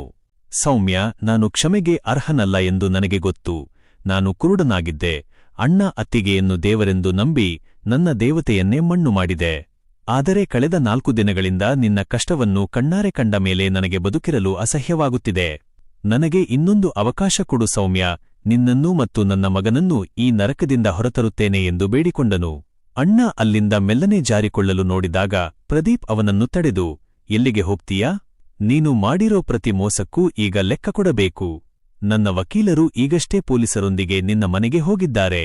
ನೀನು ಇಷ್ಟು ದಿನ ಅನುಭವಿಸಿದ ಸುಖವೆಲ್ಲ ನನ್ನ ಹೆಂಡತಿ ಮತ್ತು ಮಗನ ಕಣ್ಣೀರಿನ ಮೇಲೆ ಕಟ್ಟಿದ್ದು. ಇನ್ನು ಮುಂದೆ ಈ ಪ್ರದೀಪ್ ನಿನ್ನನ್ನು ಸುಮ್ಮನೆ ಬಿಡಲ್ಲ ಎಂದು ಎಚ್ಚರಿಕೆ ನೀಡಿದನು. ಸೌಮ್ಯ ಸಮಾಧಾನಗೊಳ್ಳಲಿಲ್ಲ. ಅವಳು ತನ್ನ ತರಕಾರಿ ಮೂಟೆಯನ್ನು ಎತ್ತಿಕೊಂಡು ಮಗನ ಕೈ ಹಿಡಿದಳು. ನಿಮ್ಮ ಆಸ್ತಿ, ನಿಮ್ಮ ಸೇಡು ಯಾವುದೂ ನನಗೆ ಬೇಕಿಲ್ಲ ಪ್ರದೀಪ್. 10 ವರ್ಷಗಳ ಕಾಲ ಈ ಕಷ್ಟದಲ್ಲೇ ನಾನು ಸ್ವಾಭಿಮಾನದಿಂದ ಬದುಕಿದ್ದೇನೆ, ಮುಂದೆಯೂ ಬದುಕುತ್ತೇನೆ. ನಿಮ್ಮ ಈ ಶ್ರೀಮಂತಿಕೆಯ ನೆರಳು ನನ್ನ ಮಗನ ಮೇಲೆ ಬೀಳುವುದು ನನಗೆ ಇಷ್ಟವಿಲ್ಲ ಎಂದು ಹೇಳಿ ಅಲ್ಲಿಂದ ವೇಗವಾಗಿ ಹೆಜ್ಜೆ ಹಾಕಿದಳು. ಪ್ರದೀಪ್ ಅವಳ ಹಿಂದೆ ಓಡಿದನು. ಸೌಮ್ಯ, ದಯವಿಟ್ಟು ಕೇಳು. ಆಕಾಶ್ಗೆ ಹುಷಾರಿಲ್ಲ. ಅವನನ್ನು ಈ ಸ್ಥಿತಿಯಲ್ಲಿ ಕರೆದುಕೊಂಡು ಹೋಗಬೇಡ ಎಂದು ಎಷ್ಟೇ ಕೂಗಿದರೂ ಅವಳು ತಿರುಗಿ ನೋಡಲಿಲ್ಲ. ಪ್ರದೀಪ್ಗೆ ಈಗ ಅರ್ಥವಾಯಿತು, ಅಣ್ಣನನ್ನು ಸೋಲಿಸುವುದು ಸುಲಭ, ಆದರೆ ಸೌಮ್ಯಳ ಮನಸ್ಸಿನಲ್ಲಿ ತಾನು ಮೂಡಿಸಿರುವ ಆಳವಾದ ಗಾಯವನ್ನು ಮಾಯಿಸುವುದು ಅಸಾಧ್ಯದ ಮಾತು ಎಂದು. ಆಕಾಶ್ ತನ್ನ ತಂದೆಯನ್ನು ಅಪರಿಚಿತನಂತೆ ನೋಡುತ್ತಾ ತಾಯಿಯ ಹಿಂದೆ ಹೋಗುತ್ತಿರುವುದನ್ನು ಕಂಡು ಪ್ರದೀಪ್ ಮಾರುಕಟ್ಟೆಯ ರಸ್ತೆಯಲ್ಲೇ ಕುಸಿದು ಕುಳಿತನು. ಸೌಮ್ಯ ಮಗ ಆಕಾಶ್ನ ಕೈ ಹಿಡಿದು ಮಾರುಕಟ್ಟೆಯಿಂದ ಹೊರಗೆ ನಡೆದಾಗ ಪ್ರದೀಪ್ಗೆ ತನ್ನ ಇಡೀ ಸಾಮ್ರಾಜ್ಯವೇ ಕುಸಿದು ಬಿದ್ದಂತಾಯಿತು. ಅವನು ಸೌಮ್ಯಳನ್ನು ಅದೆಷ್ಟು ಅನ್ಯಾಯವಾಗಿ ನಡೆಸಿಕೊಂಡಿದ್ದನೆಂದರೆ ಇಂದು ಅವನು ನಿಜ ಹೇಳುತ್ತಿದ್ದರೂ ಅವಳಿಗೆ ಅದು ನಟನೆಯಂತೆ ಕಾಣುತ್ತಿತ್ತು. ಪ್ರದೀಪ್ ಸೋಲೊಪ್ಪಿಕೊಳ್ಳಲು ಸಿದ್ಧನಿರಲಿಲ್ಲ. ಅವನು ಸೌಮ್ಯಳನ್ನು ಹಿಂಬಾಲಿಸುತ್ತಾ ಅವಳ ಸಣ್ಣ ಮನೆಯ ಹತ್ತಿರಕ್ಕೆ ಬಂದನು. ಸೌಮ್ಯ ಮನೆಯೊಳಗೆ ಹೋಗಿ ಬಾಗಿಲು ಹಾಕಿಕೊಳ್ಳಲು ಪ್ರಯತ್ನಿಸಿದಾಗ ಪ್ರದೀಪ್ ಬಾಗಿಲನ್ನು ತಡೆದು ನಿಂತನು. ಸೌಮ್ಯ, ಒಂದೇ ಒಂದು ನಿಮಿಷ ನಾನು ಹೇಳೋದನ್ನ ಕೇಳು.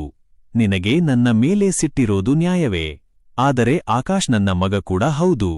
ಅವನ ಈ ಸ್ಥಿತಿಗೆ ಕಾರಣನಾದ ನನಗೊಂದು ಅವಕಾಶ ಕೊಡು. ನಾನು ನಿನ್ನನ್ನು ಮತ್ತೆ ಆ ಅಣ್ಣ ಅತ್ತಿಗೆಯ ಮನೆಗೆ ಕರೆದುಕೊಂಡು ಹೋಗಲ್ಲ. ಆ ಮನೆ ನನಗೆ ಈಗ ಸ್ಮಶಾನದಂತೆ ಕಾಣುತ್ತಿದೆ. ನಾನು ನಿನಗಾಗಿ ಮತ್ತು ಮಗನಿಗಾಗಿ ಬೆಂಗಳೂರಿನಲ್ಲಿ ಹೊಸದಾಗಿ ಒಂದು ಮನೆ ಮತ್ತು ಅಂಗಡಿಯನ್ನು ಸಿದ್ಧಪಡಿಸಿದ್ದೇನೆ. ಅದು ನಿಮ್ಮ ಹೆಸರಲ್ಲೇ ಇರುತ್ತದೆ ಎಂದು ಪ್ರದೀಪ್ ಬಿಕ್ಕಳಿಸುತ್ತಾ ಹೇಳಿದನು. ಸೌಮ್ಯ ಬಾಗಿಲ ಮರೆಯಿಂದಲೇ ಕಿರುಚಿದಳು. ನಮಗೆ ನಿಮ್ಮ ದಾನ ಬೇಕಿಲ್ಲ ಪ್ರದೀಪ್. 10 ವರ್ಷಗಳ ಕಾಲ ನಿಮ್ಮ ಅಣ್ಣನ ಮಾತು ಕೇಳಿ ನನ್ನ ಚಾರಿತ್ರ್ಯಕ್ಕೆ ಮಸಿ ಬಳಿದಾಗ ನಿಮ್ಮ ಈ ಪ್ರೀತಿ ಎಲ್ಲಿತ್ತು? ಇಂದು ನಾನು ರಸ್ತೆ ಬದಿಯಲ್ಲಿ ತರಕಾರಿ ಮಾರುತ್ತಿರಬಹುದು, ಆದರೆ ನಾನು ಯಾರಿಗೂ ತಲೆ ತಗ್ಗಿಸಿಲ್ಲ. ಆಕಾಶ್ಗೆ ನಾನು ಕಷ್ಟಪಟ್ಟೆ ಕೂಳು ನೀಡುತ್ತೇನೆ. ನಿಮ್ಮ ಐಷಾರಾಮಿ ಬದುಕು ನಮಗೆ ಬೇಡ. ಅವಳ ಪ್ರತಿ ಮಾತು ಪ್ರದೀಪ್ನ ಎದೆಗೆ ನಾಟುತ್ತಿತ್ತು. ಆಕಾಶ್ ಕಿಟಕಿಯಿಂದ ತನ್ನ ತಂದೆಯನ್ನು ಭಯ ಮತ್ತು ಕುತೂಹಲದ ಕಣ್ಣುಗಳಿಂದ ನೋಡುತ್ತಿದ್ದನು. ಅವನಿಗೆ ಈ ವ್ಯಕ್ತಿ ತನ್ನ ತಂದೆ ಎಂದು ಅರಗಿಸಿಕೊಳ್ಳಲು ಕಷ್ಟವಾಗುತ್ತಿತ್ತು. ಇತ್ತ ಪ್ರದೀಪ್ನ ಅಣ್ಣ ಮತ್ತು ಅತ್ತಿಗೆಯ ಮನೆಯಲ್ಲಿ ಪೊಲೀಸರ ದಾಳಿಯಾಗಿತ್ತು. ಪ್ರದೀಪ್ ನೀಡಿದ್ದ ದಾಖಲೆಗಳು ಅದೆಷ್ಟು ಪ್ರಬಲವಾಗಿದ್ದವೆಂದರೆ ಅಣ್ಣ ಎಸಗಿದ್ದ ಆಸ್ತಿ ಕಬಳಿಕೆಯ ಸಂಚು ಜಗತ್ತಿಗೆ ಗೊತ್ತಾಯಿತು. ಅತ್ತಿಗೆ ದಬಾಯಿಸಲು ಪ್ರಯತ್ನಿಸಿದರೂ ಪೊಲೀಸರು ಅವಳನ್ನು ವಶಕ್ಕೆ ಪಡೆದರು. ಪ್ರದೀಪ್ ಈ ಸುದ್ದಿಯನ್ನು ಕೇಳಿದರೂ ಅವನಿಗೆ ಸಂತೋಷವಾಗಲಿಲ್ಲ. ಅವನಿಗೆ ಬೇಕಾಗಿದ್ದು ತನ್ನ ಅಣ್ಣನ ಪತನವಲ್ಲ, ಬದಲಿಗೆ ತನ್ನ ಹೆಂಡತಿ ಮತ್ತು ಮಗನ ಕ್ಷಮೆ. ಅವನು ಒಂದು ರಾತ್ರಿಯಿಡೀ ಸೌಮ್ಯಳ ಮನೆಯ ಹೊರಗಡೆ ಮಳೆ ಸುರಿಯುತ್ತಿದ್ದರೂ ಅಲ್ಲೇ ಕುಳಿತಿದ್ದನು.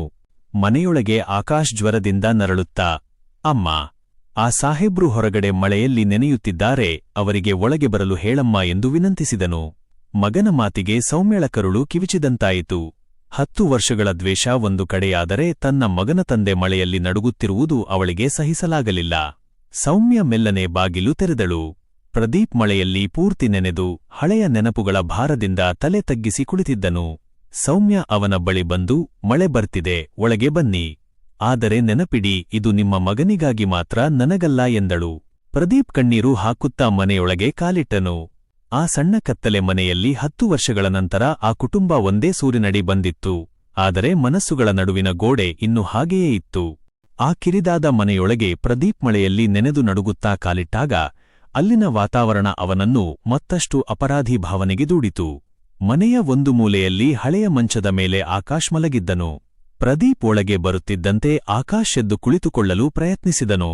ಪ್ರದೀಪ್ ಓಡಿ ಹೋಗಿ ಮಗನನ್ನು ಅಪ್ಪಿಕೊಳ್ಳಲು ಹೋದನು. ಆದರೆ ಆಕಾಶ್ ಸ್ವಲ್ಪ ಹಿಂದಕ್ಕೆ ಸರಿದನು. ಅವನ ಕಣ್ಣುಗಳಲ್ಲಿ ಪ್ರೀತಿಗಿಂತ ಹೆಚ್ಚಾಗಿ ಒಬ್ಬ ಅಪರಿಚಿತನನ್ನು ನೋಡುವಂತಹ ಭಯವಿತ್ತು. ಪ್ರದೀಪ್ನ ಹೃದಯ ಒಡೆದು ಚೂರಾಯಿತು.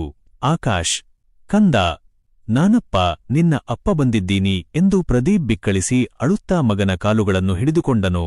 ಸೌಮ್ಯ ಒಂದು ಬದಿಯಲ್ಲಿ ನಿಂತು ಈ ದೃಶ್ಯವನ್ನು ಕಲ್ಲು ಹೃದಯ ಮಾಡಿಕೊಂಡು ನೋಡುತ್ತಿದ್ದಳು. ಅವಳಿಗೆ ಗೊತ್ತು, ಪ್ರದೀಪ್ ಈಗ ಬದಲಾಗಿದ್ದಾರೆ ಎಂದು. ಆದರೆ ಕಳೆದ 10 ವರ್ಷಗಳಲ್ಲಿ ಅವಳು ಅನುಭವಿಸಿದ ಪ್ರತಿಯೊಂದು ನೋವು, ಪ್ರತಿಯೊಂದು ಅವಮಾನ ಈಗ ಅವಳ ಕಣ್ಣ ಮುಂದೆ ಸಿನಿಮಾ ರೀಲಿನಂತೆ ಓಡುತ್ತಿದ್ದವು. ಪ್ರದೀಪ್, ಈಗ ಅತ್ತು ಏನು ಪ್ರಯೋಜನ? ಮಗನಿಗೆ ಅಪ್ಪ ಅಂದರೆ ಯಾರು ಎಂದು ತಿಳಿಯುವ ವಯಸ್ಸಿನಲ್ಲಿ ಅವನಿಗೆ ಅನಾಥ ಎಂಬ ಪಟ್ಟ ಕಟ್ಟಿದವರು ನೀವು. ಇಂದು ಅವನು ನಿಮ್ಮನ್ನು ಗುರುತು ಹಿಡಿಯದಿದ್ದರೆ ಅದಕ್ಕೆ ನೀವೇ ಕಾರಣ. 10 ವರ್ಷಗಳ ಅಂತರವನ್ನು ಈ ಕಣ್ಣೀರಿನಿಂದ ಅಳಿಸಲು ಸಾಧ್ಯವಿಲ್ಲ ಎಂದು ಅವಳು ಕಟುವಾಗಿ ಹೇಳಿದಳು. ಪ್ರದೀಪ್ ಮಗನ ಕಡೆ ತಿರುಗಿ, ಆಕಾಶ್, ನನ್ನನ್ನು ಕ್ಷಮಿಸು ಮಗನೇ. ನಿನ್ನನ್ನೂ ಈ ಸ್ಥಿತಿಯಲ್ಲಿ ಇಟ್ಟಿದ್ದಕ್ಕೆ ನಾನು ಜೀವನಪೂರ್ತಿ ಶಿಕ್ಷೆ ಅನುಭವಿಸಲು ಸಿದ್ಧನಿದ್ದೇನೆ. ನಿನ್ನನ್ನೂ ಮತ್ತು ಅಮ್ಮನನ್ನೂ ಇನ್ನು ಮುಂದೆ ಚೆನ್ನಾಗಿ ನೋಡಿಕೊಳ್ಳುತ್ತೇನೆ. ನನ್ನ ಹತ್ತಿರ ಈಗ ಅಣ್ಣ ಅತ್ತಿಗೆಯ ಕಾಟ ಇಲ್ಲ. ಆಸ್ತಿ, ಹಣ ಎಲ್ಲವೂ ನಿನ್ನ ಹೆಸರಿಗೆ ಬರೆದಿದ್ದೇನೆ ಎಂದು ಬೇಡಿಕೊಂಡನು. ಆಕಾಶ್ ಮೆಲ್ಲನೆ ಸೌಮ್ಯಳ ಕಡೆಗೆ ನೋಡಿ, ಅಮ್ಮ, ಇವರೇನಾ ನನ್ನ ಫೋಟೋದಲ್ಲಿ ನೀನು ತೋರಿಸ್ತಿದ್ದ ಅಪ್ಪ? ಇವರು ತುಂಬಾ ಒಳ್ಳೆ ಸಾಹೇಬ್ರು ಅಂತ ಅನ್ಕೊಂಡಿದ್ದೆ ಅಮ್ಮ. ಆದ್ರೆ ಇವ್ರು ನಿನಗೆ ಯಾಕೆ ಅಷ್ಟೊಂದು ತೊಂದರೆ ಕೊಟ್ರು ಎಂದು ಕೇಳಿದಾಗ ಪ್ರದೀಪ್ಗೆ ಉತ್ತರ ಕೊಡಲು ನಾಲಿಗೆ ಬರಲಿಲ್ಲ. ಸೌಮ್ಯ ಮಗನ ತಲೆ ಸವರುತ್ತಾ ಮೌನವಾಗಿದ್ದಳು. ಅಷ್ಟರಲ್ಲಿ ಹೊರಗಡೆ ಜೀಪ್ ಬರುವ ಶಬ್ದ ಕೇಳಿಸಿತು. ಪ್ರದೀಪ್ನ ವಕೀಲ ರವಿ ಕೆಲವು ಕಾಗದ ಪತ್ರಗಳೊಂದಿಗೆ ಅಲ್ಲಿಗೆ ಬಂದನು. ಪ್ರದೀಪ್ ಹೊರಗೆ ಹೋಗಿ ಅವನನ್ನು ಭೇಟಿಯಾದನು. ಪ್ರದೀಪ್, ನಿನ್ನ ಅಣ್ಣ ಮತ್ತು ಅತ್ತಿಗೆ ಈಗ ಪೊಲೀಸ್ ಕಸ್ಟಡಿಯಲ್ಲಿದ್ದಾರೆ. ಅವರು ನಿನ್ನ ಹೆಸರಿನಲ್ಲಿ ಮಾಡಿದ್ದ ಎಲ್ಲಾ ಅಕ್ರಮ ವರ್ಗಾವಣೆಗಳನ್ನು ಒಪ್ಪಿಕೊಂಡಿದ್ದಾರೆ. ಸುಪ್ರೀಂ ಕೋರ್ಟ್ ಆದೇಶದಂತೆ ಬೆಂಗಳೂರಿನ ಆ ದೊಡ್ಡ ಮನೆ ಮತ್ತು ಅಂಗಡಿ ಈಗ ಕಾನೂನುಬದ್ಧವಾಗಿ ನಿನ್ನ ಮತ್ತು ಸೌಮ್ಯಳ ಹೆಸರಿಗೆ ಬಂದಿದೆ. ನಾಳೆಯೇ ನೀವು ಅಲ್ಲಿಗೆ ಹೋಗಬಹುದು ಎಂದು ರವಿ ಶುಭಸುದ್ದಿ ನೀಡಿದನು. ಆದರೆ ಪ್ರದೀಪ್ಗೆ ಆ ಆಸ್ತಿಗಿಂತ ಸೌಮ್ಯಳ ಮನಸ್ಸು ಗೆಲ್ಲುವುದು ಮುಖ್ಯವಾಗಿತ್ತು. ಪ್ರದೀಪ್ ಮನೆಯೊಳಗೆ ಬಂದು ಸೌಮ್ಯಳ ಮುಂದೆ ಆ ಪತ್ರಗಳನ್ನು ಇಟ್ಟನು. ನೋಡು ಸೌಮ್ಯ, ಅಣ್ಣ ಅತ್ತಿಗೆಗೆ ಶಿಕ್ಷೆಯಾಗಿದೆ. ಅವರು ಮಾಡಿದ ಪಾಪಕ್ಕೆ ತಕ್ಕ ಫಲ ಅನುಭವಿಸುತ್ತಿದ್ದಾರೆ. ಈಗ ಈ ಆಸ್ತಿ ನಿಮ್ಮದು. ನಾನು ಇದರ ಮೇಲೆ ಯಾವುದೇ ಹಕ್ಕು ಚಲಾಯಿಸಲ್ಲ. ನೀನು ನನ್ನ ಜೊತೆ ಬರದಿದ್ದರೂ ಪರವಾಗಿಲ್ಲ, ಆದರೆ ಈ ಮನೆಯನ್ನು ಮತ್ತು ಸೌಕರ್ಯಗಳನ್ನು ಆಕಾಶ್ಗಾಗಿ ಸ್ವೀಕರಿಸು. ಅವನಿಗೆ ಒಳ್ಳೆ ಶಿಕ್ಷಣ ಬೇಕು, ಒಳ್ಳೆ ಚಿಕಿತ್ಸೆ ಬೇಕು. ಇಲ್ಲಿನ ಈ ಗಲೀಜು ವಾತಾವರಣದಲ್ಲಿ ಅವನ ಆರೋಗ್ಯ ಮತ್ತಷ್ಟು ಹದಗೆಡಬಹುದು ಎಂದು ವಿವರಿಸಿದನು. ಸೌಮ್ಯ ಆ ಪತ್ರಗಳನ್ನು ನೋಡಿದಳು. ನಂತರ ಪ್ರದೀಪ್ನ ಕಣ್ಣುಗಳನ್ನು ನೋಡಿದಳು. ಅವನ ಕಣ್ಣುಗಳಲ್ಲಿ ಇರುವುದು ಕೇವಲ ಪಶ್ಚಾತ್ತಾಪ ಮಾತ್ರವಲ್ಲ, ಹಳೆಯ ಪ್ರೀತಿ ಕೂಡ ಪುಟಿದೇಳುತ್ತಿರುವುದು ಅವಳಿಗೆ ಭಾಸವಾಯಿತು. ಆದರೂ ಅವಳು ತಕ್ಷಣ ಒಪ್ಪಲಿಲ್ಲ. ನನಗೆ ಯೋಚಿಸಲು ಸಮಯ ಬೇಕು ಪ್ರದೀಪ್. 10 ವರ್ಷಗಳ ಗಾಯ ಒಂದೇ ರಾತ್ರಿಯಲ್ಲಿ ಮಾಯವಾಗಲ್ಲ ಎಂದು ಹೇಳಿ ಅವಳು ಪ್ರದೀಪ್ನನ್ನು ಅಲ್ಲಿಂದ ಹೋಗಲು ಸನ್ನೆ ಮಾಡಿದಳು. ಪ್ರದೀಪ್ ಅನಿವಾರ್ಯವಾಗಿ ಹೊರಬಂದನು. ಆದರೆ ಅಂದು ರಾತ್ರಿ ಅವನು ಮನೆಗೆ ಹೋಗಲಿಲ್ಲ. ಸೌಮ್ಯಳ ಮನೆಯ ಹೊರಗಡೆಯೇ ಕುಳಿತು ಮುಂಜಾನೆಯ ಹೊಸ ಬೆಳಕಿನ ಭರವಸೆಯಲ್ಲಿ ಕಾಯತೊಡಗಿದನು. ಅವನಿಗೆ ಗೊತ್ತು, ಇವತ್ತು ಕತ್ತಲೆ ಮುಗಿದಿದೆ, ನಾಳೆ ಬೆಳಿಗ್ಗೆ ಸೌಮ್ಯಳ ಮುಖದಲ್ಲಿ ಹೊಸನಗೆ ಅರಳುತ್ತದೆ ಎಂದು. ಆ ನಂಬಿಕೆಯೇ ಅವನನ್ನು ಆ ಮಳೆಯಲ್ಲಿ ಬೆಚ್ಚಗಿಟ್ಟಿತು. ಅವನಿಗೆ ಈಗ ದೃಢ ವಿಶ್ವಾಸವಿತ್ತು, ತನ್ನ ಅಣ್ಣ ಅತ್ತಿಗೆಯ ಸುಳ್ಳಿನ ಜಾಲದಿಂದ ಅವನ ಸಂಸಾರ ಈಗ ಶಾಶ್ವತವಾಗಿ ಹೊರಬಂದಿದೆ ಎಂದು. ಮುಂಜಾನೆಯ ಹೊಂಬೆಳಕು ಆ ಸಣ್ಣ ಗಲ್ಲಿಯನ್ನು ಪ್ರವೇಶಿಸಿದಾಗ ಪ್ರದೀಪ್ ಇನ್ನೂ ಸೌಮ್ಯಳ ಮನೆಯ ಹೊರಗಿನ ಅರಳಿಕಟ್ಟೆಯ ಮೇಲೆ ಕುಳಿತಿದ್ದನು. ರಾತ್ರಿ ಇಡೀ ಸುರಿದ ಮಳೆಗೆ ಅವನ ಬಟ್ಟೆಗಳು ಒಣಗಿದ್ದರೂ ಮನಸ್ಸಿನಲ್ಲಿದ್ದ ಅಪರಾಧಿ ಭಾವನೆ ಮಾತ್ರ ಇನ್ನು ಹಾಗೆಯೇ ಇತ್ತು. ಬಾಗಿಲು ಸದ್ದಾದಾಗ ಪ್ರದೀಪ್ ಚಂಗನೆ ಎದ್ದು ನಿಂತನು. ಸೌಮ್ಯ ಕೈಯಲ್ಲಿ 1 ಲೋಟ ಬಿಸಿ ನೀರು ಹಿಡಿದುಕೊಂಡು ಹೊರಬಂದಳು. ಅವಳ ಕಣ್ಣುಗಳು ಅತ್ತಿದ್ದರಿಂದ ಕೆಂಪಾಗಿದ್ದವು, ಅಂದರೆ ಅವಳು ಕೂಡ ರಾತ್ರಿ ಇಡೀ ನಿದ್ರೆ ಮಾಡಿರಲಿಲ್ಲ. ಸೌಮ್ಯ ನೀರನ್ನು ಪ್ರದೀಪ್ನ ಕೈಗೆ ನೀಡಿ, ನನ್ನ ಮಗ ಆಕಾಶ್ಗೆ ನೀವು ತಂದಿದ್ದ ಹೊಸ ಬಟ್ಟೆ ಹಾಕಿದ್ದೀನಿ. ಅವನು ನಿಮ್ಮನ್ನೂ ನೋಡಬೇಕು ಅಂತಿದ್ದಾನೆ ಎಂದಳು. ಪ್ರದೀಪ್ ಮೌನವಾಗಿ ಮನೆಯೊಳಗೆ ಹೋದನು. ಆಕಾಶ್ ಈಗ ಚೇತರಿಸಿಕೊಂಡಿದ್ದನು ಮತ್ತು ಪ್ರದೀಪ್ ನೀಡಿದ್ದ ಆ ಸುಂದರವಾದ ಅಂಗಿ ತೊಟ್ಟು ದೇವಪುತ್ರನಂತೆ ಕಾಣುತ್ತಿದ್ದನು. ಮಗನನ್ನು ನೋಡಿದ ಪ್ರದೀಪ್ಗೆ ದುಃಖ ಉಕ್ಕಿ ಬಂತು. ಅವನು ಆಕಾಶ್ನ ಮುಂದೆ ಮಂಡಿಯೂರಿ ಕುಳಿತು, ಕ್ಷಮಿಸು ಮಗನೇ, ನಿನ್ನನ್ನು ಈ ಸ್ಥಿತಿಯಲ್ಲಿ ನೋಡಲು ನಾನು ಬರಬಾರದಾಗಿತ್ತು. ಆದರೆ ಇನ್ನು ಮುಂದೆ ನಿನ್ನ ಕಣ್ಣಲ್ಲಿ ಒಂದು ಹನಿ ನೀರು ಬರಲು ನಾನು ಬಿಡಲ್ಲ ಎಂದು ಪ್ರತಿಜ್ಞೆ ಮಾಡಿದನು. ಆಕಾಶ್ ಮೆಲ್ಲನೆ ಪ್ರದೀಪ್ನ ಕೈ ಹಿಡಿದು, ಅಪ್ಪ, ಇನ್ನು ಮುಂದೆ ನಮ್ಮನ್ನು ಬಿಟ್ಟು ಹೋಗಲ್ವಲ್ಲ ಎಂದು ಕೇಳಿದಾಗ ಪ್ರದೀಪ್ ಅವನನ್ನು ಬಿಗಿಯಾಗಿ ಅಪ್ಪಿಕೊಂಡು ಬಿಕ್ಕಳಿಸಿ ಅತ್ತನು. 10 ವರ್ಷಗಳ ಅಂತರ ಆ ಒಂದೇ ಒಂದು ಅಪ್ಪುಗೆಯಲ್ಲಿ ಕರಗಿ ಹೋದಂತೆ ಭಾಸವಾಯಿತು. ಸೌಮ್ಯ ಹತ್ತಿರ ಬಂದು ಪ್ರದೀಪ್ನ ಹೆಗಲ ಮೇಲೆ ಕೈಯಿಟ್ಟಳು. ಪ್ರದೀಪ್, ನಿಮ್ಮ ಅಣ್ಣ ಮತ್ತು ಅತ್ತಿಗೆ ನಮಗೆ ಮಾಡಿದ ದ್ರೋಹದ ಬಗ್ಗೆ ಅಮ್ಮ ಎಲ್ಲಾ ವಿಷಯವನ್ನೂ ರಾತ್ರಿ ನನಗೆ ವಿವರಿಸಿದರು. ಅತ್ತೆ ಅಂದರೆ ನಿಮ್ಮ ಅತ್ತಿಗೆ ಅಮ್ಮನಿಗೆ ಫೋನ್ ಮಾಡಿ ನಾನು ಬೇರೆಯವನ ಜೊತೆ ಓಡಿ ಹೋಗಿದ್ದೇನೆ ಎಂದು ಸುಳ್ಳು ಹೇಳಿದ್ದರಂತೆ. ಅದಕ್ಕೆ ಅಮ್ಮ ಕೂಡ ನನ್ನನ್ನು ಊರಿಗೆ ಸೇರಿಸಿಕೊಳ್ಳಲು ಹೆದರಿದ್ದರು. ಇಡೀ ಸಂಸಾರವನ್ನೇ ಚೂರುಚೂರು ಮಾಡಿದ ಆ ರಾಕ್ಷಸರಿಗೆ ಸರಿಯಾದ ಶಿಕ್ಷೆಯಾಗಿದೆ. ನನಗೆ ಈಗ ನಿಮ್ಮ ಆಸ್ತಿಗಿಂತ ಹೆಚ್ಚಾಗಿ ನನ್ನ ಮಗನಿಗೆ ಅವನ ತಂದೆಯ ಹೆಸರು ಬೇಕು ಎಂದಳು. ಪ್ರದೀಪ್ ಅವಳ ಕೈಗಳನ್ನು ತನ್ನ ಕೈಯಲ್ಲಿ ಹಿಡಿದುಕೊಂಡು, ಸೌಮ್ಯ, ನಾವು ಈ ಕ್ಷಣವೇ ಈ ಮನೆಯನ್ನು ಬಿಡೋಣ. ಬೆಂಗಳೂರಿನ ಆ ಹೊಸ ಮನೆಯಲ್ಲಿ ನಿನಗಾಗಿ ಎಲ್ಲವನ್ನೂ ಸಿದ್ಧಪಡಿಸಿದ್ದೇನೆ. ಅದು ನಿನ್ನ ಮತ್ತು ಆಕಾಶ್ನ ಹೆಸರಿಗೆ ಇದೆ. ಇಂದಿನಿಂದ ನಾವು ಹೊಸ ಜೀವನ ಆರಂಭಿಸೋಣ ಎಂದನು. ಪ್ರದೀಪ್ ತನ್ನ ಕಾರನ್ನು ಮನೆಯ ಮುಂದೆ ತಂದು ನಿಲ್ಲಿಸಿದನು. ಸೌಮ್ಯ ತನ್ನ ಅಲ್ಪಸ್ವಲ್ಪ ಸಾಮಾನುಗಳನ್ನು ಮತ್ತು ತನ್ನ ವೃದ್ಧ ತಾಯಿಯನ್ನು ಕರೆದುಕೊಂಡು ಕಾರಿನ ಹತ್ತಿರ ಬಂದಳು. ಹೊರಡುವ ಮೊದಲು ಸೌಮ್ಯ ತಾನು ತರಕಾರಿ ಮಾರುತ್ತಿದ್ದ ಆ ಹಳೆಯ ಚೀಲ ಮತ್ತು ತಕ್ಕಡಿಯನ್ನು ಕಸದ ತೊಟ್ಟಿಗೆ ಎಸೆದಳು. ಇದು ನನ್ನ ಕಷ್ಟದ ದಿನಗಳ ನೆನಪು, ಇನ್ನು ಮುಂದೆ ಇದು ನಮಗೆ ಬೇಡ ಎಂದು ಗಟ್ಟಿಯಾಗಿ ಹೇಳಿದಳು. ಪ್ರದೀಪ್ ಅವಳ ಸ್ವಾಭಿಮಾನವನ್ನು ಕಂಡು ಹೆಮ್ಮೆಪಟ್ಟನು. ಅಣ್ಣ ಮತ್ತು ಅತ್ತಿಗೆ ಈಗ ಜೈಲಿನ ಕಂಬಿ ಎಣಿಸುತ್ತಿದ್ದಾರೆ. ಅವರ ಆಸ್ತಿ ವ್ಯಾಮೋಹ ಅವರನ್ನು ಬೀದಿಗೆ ತಂದಿದೆ. ಆದರೆ ಪ್ರದೀಪ್ ಕಳೆದುಕೊಂಡಿದ್ದ ತನ್ನ ಪ್ರೀತಿಯ ಸಾಮ್ರಾಜ್ಯವನ್ನು ಮರಳಿ ಪಡೆದಿದ್ದನು.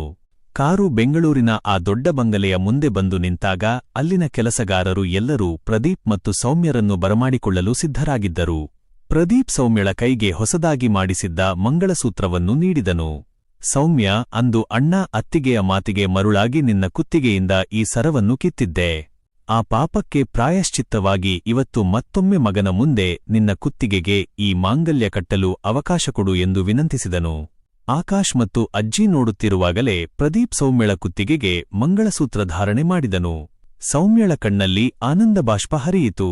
10 ವರ್ಷಗಳ ಕತ್ತಲೆ ಮುಗಿದು ಆ ಮನೆಯಲ್ಲಿ ಮತ್ತೆ ಮಹಾಲಕ್ಷ್ಮಿ ನೆಲೆಸಿದಳು.